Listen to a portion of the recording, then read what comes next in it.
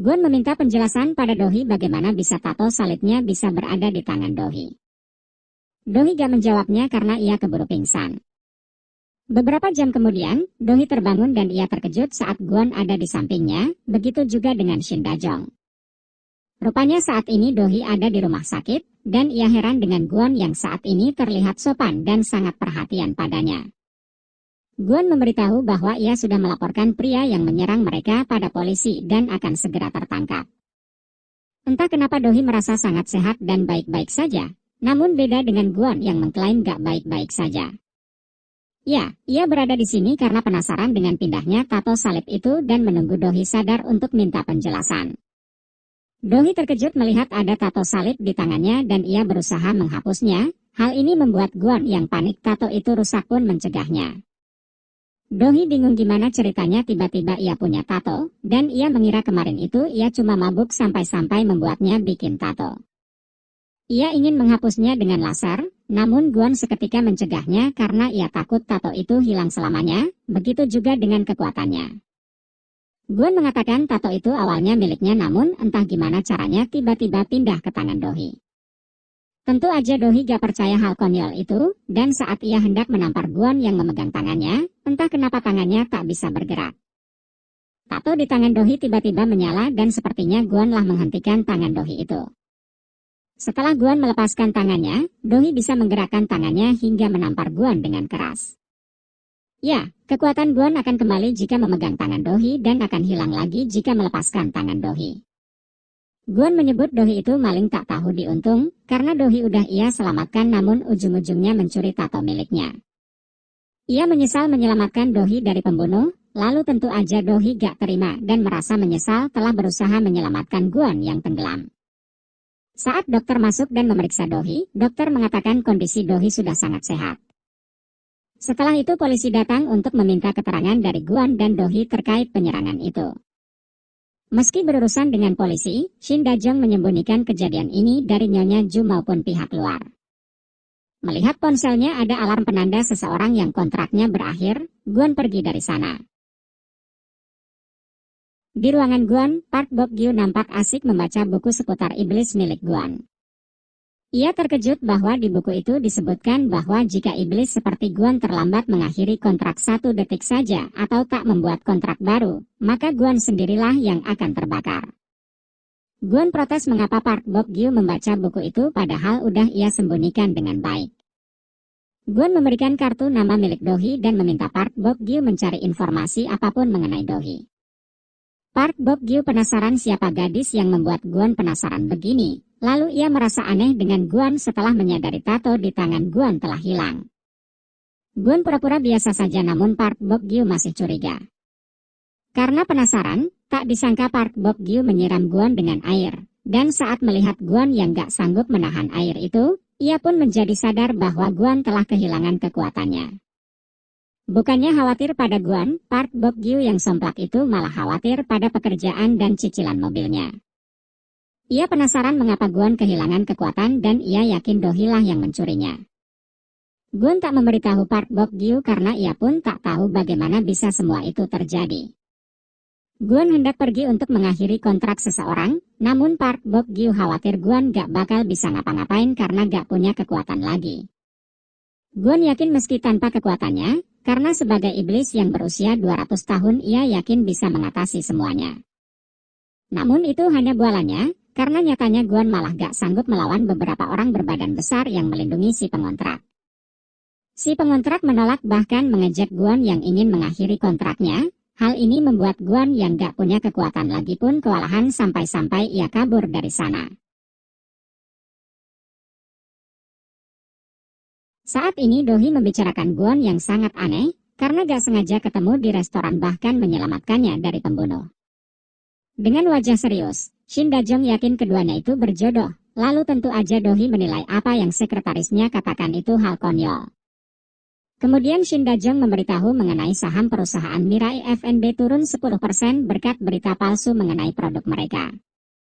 Dohee sebenarnya ingin ke kantor, namun ia teringat kata-kata pembunuh itu yang mana pembunuh itu datang karena adanya sosok Nyonya Ju. Apakah dalam penyerangan itu adalah Nyonya Ju?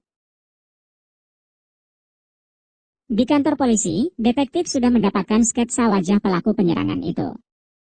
Di tempat lain, si pelaku sendiri rupanya memakai topeng untuk menutupi wajah aslinya. Di ruangannya terdapat banyak foto Dohi, entah karena Dohi itu targetnya atau emang terobsesi pada Dohi. Dohi saat ini menemui Nyonya Ju yang udah keluar dari rumah sakit dan asyik dengan tanaman kesayangannya. Dohi bertanya apakah Nyonya Ju menyembunyikan sesuatu darinya. Ya, ia menanyakan hal itu karena perkataan pembunuh itu, meski ia sendiri tak ingin mempercayainya. Dengan wajah serius, Nyonya Ju mengklaim tak punya rahasia apapun, dan kalaupun punya ia akan memberitahu Dohi. Entah kenapa wajahnya seperti khawatir dan menyembunyikan sesuatu.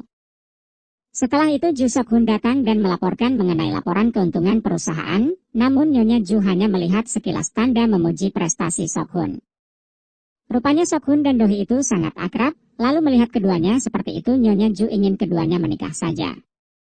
Tentu aja Dohi menolak hal konyol itu meski menurut Nyonya Ju masuk akal jika keduanya menikah, karena keduanya tak ada hubungan darah. Sepertinya Sok-hun itu naksir sama Dohi, terlihat bagaimana dia pura-pura gak bawa mobil biar bisa ke kantor sama-sama. Sok-hun sempat senang ketika Dohi setuju berangkat sama-sama, namun ia kecewa karena Shin Da-jong ternyata juga ikut. Ia terkejut saat mendengar Dohi dijodohkan Nyonya Ju, sampai-sampai ia memberhentikan mobilnya di tengah jalan. Ya, ia khawatir gadis pujaannya itu diambil orang, dan ia lega karena Dohi terlihat gak minat sama perjodohan.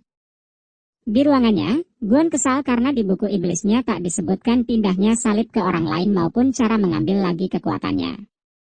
Setelah itu ia mendapat laporan informasi tentang Dohi dari Park Bok-gyu, mengenai pekerjaan Dohi saat ini, dan juga keluarga Dohi di mana ayah Dohi dulu merupakan teknisi yang mengembangkan alat elektronik rumah tangga. Sekaligus salah satu pendiri Mirai Elektronik, anak perusahaan Mirai Group. Sedangkan ibu Dohi adalah penata rambut di sebuah salon. Kedua orang tua Dohi meninggal karena kecelakaan saat Dohi berumur 11 tahun, hingga akhirnya Dohi diasuh oleh Nyonya Ju.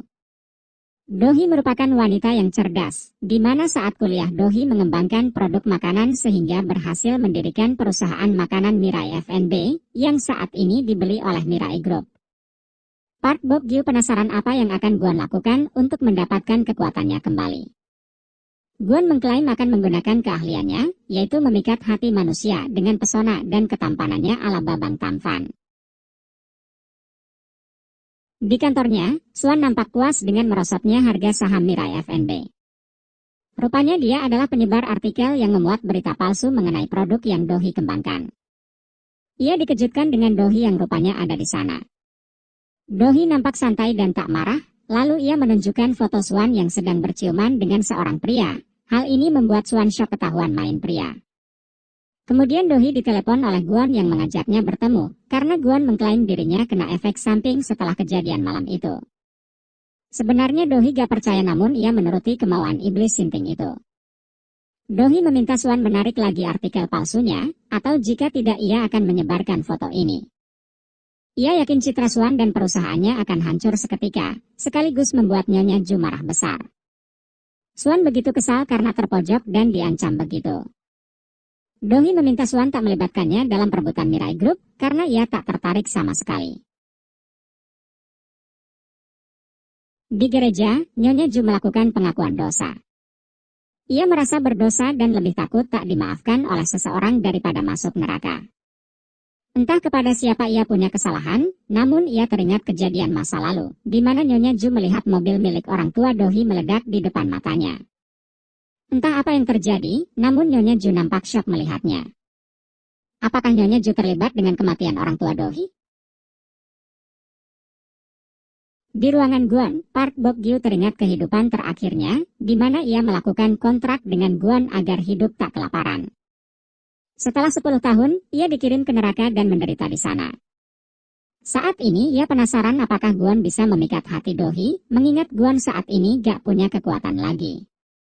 Gayong yang ada di sebelahnya pun mendengar hal itu, dan meminta Park Bok-gyu menjelaskan kondisi Gwon. Di tempat janjian, Gwon datang dengan berlagak keren. Dohi sempat terpana dengan ketampanan Gwon, namun ia kesal karena sebelumnya Gwon bilang sedang gak baik-baik saja. Dohi mengatakan berterima kasih sekaligus berutang budi karena Gwon menyelamatkannya malam itu. Ia pun memberikan amplop berisi uang segepok. Meski awalnya sok-sokan menolak, namun setelah melihat jumlahnya tangan Guan pun bergetar. Dohi mengambil lagi uangnya karena Guan terlihat menolak. Guan mengatakan tak ingin ngomongin kontrak lagi, karena ia mengalami efek samping setelah kejadian itu, yang mana ia merasa lemah, dan merasakan sesuatu yang tak pernah ia rasakan sebelumnya. Ia memegang tangan Dohi dan mengklaim hanya Dohi yang bisa menyembuhkannya, karena Dohilah penyebab dirinya jadi seperti ini. Dohi sendiri seolah tersihir dengan ekspresi Guan, dan saat ini ia begitu salah tingkah saat bersama Guan di mobil. Ia menegaskan ikut dengan Guan hanya karena agar Guan sembuh, bukan karena kencan. Guan memegang tangan Dohi, dan seketika tato salib itu menyala. Ya, kekuatan Guan kembali lagi jika memegang tangan Dohi. Saat ini ia ngebut membelah jalanan, dan Guan mendatangi orang yang kontraknya akan berakhir yang mengusirnya kemarin. Dengan sambil mengemudi mobil dan memegang tangan Dohi, Guan menembakkan sihirnya ke arah si pengontrak itu. Si pengontrak itu pun mati, dan Guan terhindar dari kematian karena terlambat mengakhiri kontrak. Dohi sebenarnya gak paham dengan apa yang Guan lakukan, lalu Guan membawa Dohi ke pinggir sungai Han. Guan meminta Dohi menahan nafas, lalu ia menarik tubuh Dohi dan merapatkan tubuhnya. Dohi mengira Guan ingin mencium dirinya, mengingat tingkah Guan yang menatapnya seakan ingin memakannya. Tak disangka, Guan mengajak Dohi untuk menceburkan diri ke sungai. Di dalam air, Guan memegang tangan Dohi dan mencoba mengambil lagi tato salib sekaligus kekuatannya. Rupanya cara itu tak berhasil, bahkan Dohi yang memberontak pun menendang Guan lalu naik ke daratan. Dohi begitu marah dengan apa yang Guan lakukan, apalagi Guan membuatnya hampir mati 2 kali. Tak hanya itu, ia sudah cukup dibuat stres karena adanya pembunuh yang mengincar dirinya. Ia meminta penjelasan dengan apa yang Guan lakukan barusan, dan Guan mengatakan hanya ingin memastikan sesuatu. Dohi yang kesal pun memberikan uangnya tadi dan pergi begitu saja. Sementara itu Guan kesal sekaligus bingung gimana caranya mengambil lagi kekuatannya. Saat ini si pembunuh Cha Taejun sekaligus penyerang Dohi meletakkan ponsel milik Taejun di sebuah loker, lalu tak lama kemudian seseorang mengambil ponsel sekaligus barang bukti itu, namun entah siapa sosok misterius itu. Kira-kira siapakah dalang yang ingin mencelakai Dohi? Dohi yang berjalan tak sengaja melihat berita mengenai Cha Taejun telah tewas. Ia begitu terkejut dan menyadari bahwa ia terlibat dalam sesuatu yang sangat berbahaya. Kemudian muncul seorang pengendara sepeda motor dan berhelm yang tiba-tiba menyiramkan air ke arah Dohi. Seketika Guan muncul dan melindungi Dohi dari siraman itu. Sepertinya air yang disiramkan itu adalah zat yang berbahaya, melihat tubuh Guan yang seperti terbakar.